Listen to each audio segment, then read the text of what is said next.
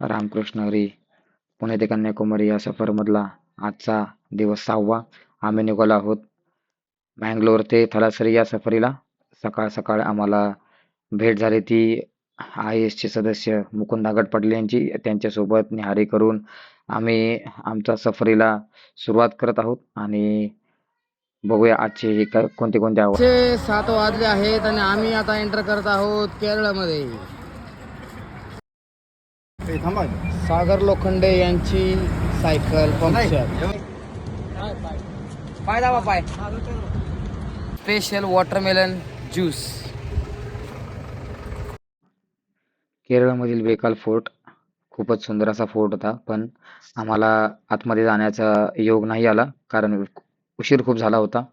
नंतर आम्ही या मठामध्ये गेलो, जेथे की आमचं लंच लोकेशन होतं. खूपच असा सुंदर असा मठ होता. आम्ही जेवणावर ताव मारला. नंतर खूप जेवण झालं, त्यामुळे सगळेजण असे झोपून गेले.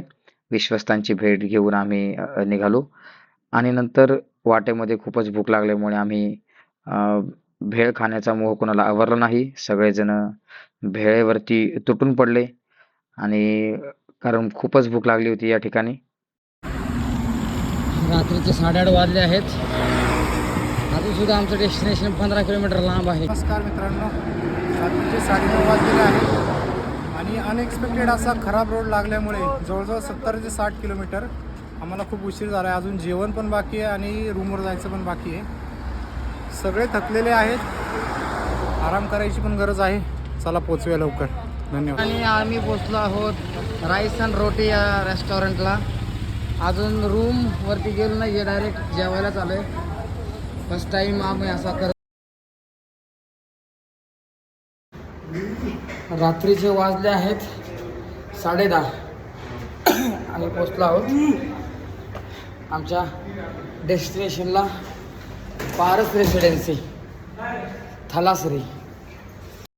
खराब रस्त्यामुळे आज आम्हाला 10 वाजले पोचायला. खूपच कठीण असा हा दिवस ठरला. उद्या आमचा प्रवास आहे थलासरी ते गुरुवायूर.